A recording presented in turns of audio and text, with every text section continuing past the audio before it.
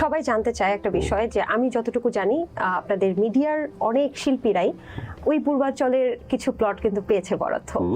তো সবাই জানতে চায় আপনি কি আসলে সেই চিঠিটা যে লিখেছিলেন বরাদ্দ পেয়েছিলেন? তারপর শোনো, আমি তোমাকে একটা কথা বলি, পূর্বাঞ্চলের এই প্লটকে এত হাইলাইট করার কিছু নাই। পূর্বাঞ্চলের প্লট তোমার জন্য আছে, তুমি জানো সেটা। শিল্পীদের জন্য কোনো আগে লটারিও ছিল না, শিল্পীদের ডেকে ডেকে সবাইকে প্লট দেওয়া হয়েছে, সরকারি প্লট। এটা শিল্পী কোটা কোটা আছে শিল্পীদের। তুমি যদি দেশের স্বনামধন্য শিল্পী হও, তুমি একটি প্লট পাবা সরকারের কাছ থেকে।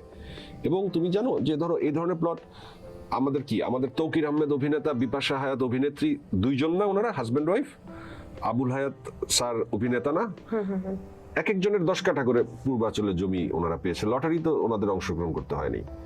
জাহিদ হাসানের আছে, মৌরও আছে, প্রত্যেক সিনিয়র আর্টিস্টের আছে। তা আমার সমসাময়িক আর্টিস্টরা সবাই পেয়ে গেছে। তো ওই সময় অ্যাপ্লিকেশন তো করতে হবে। যে পাইছে সে একটু কানের কাছে এসে বলেও নাই তুমি অ্যাপ্লিকেশন করছো, জিজ্ঞেসও করে নাই, তখন বুঝিও নাই। পরে যখন এটা তুমি আমার কাছ থেকে শুনে তুমি একটা ইনফরমেশন পেলা না, যে তুমি যদি জানো যে তোমার জন্য জমি একটা প্রাপ্য, তুমি কাজ করলে যেমন রেমুনারেশন প্রাপ্য, তেমনি শিল্পী কোটায় জমি প্রাপ্য ছিল।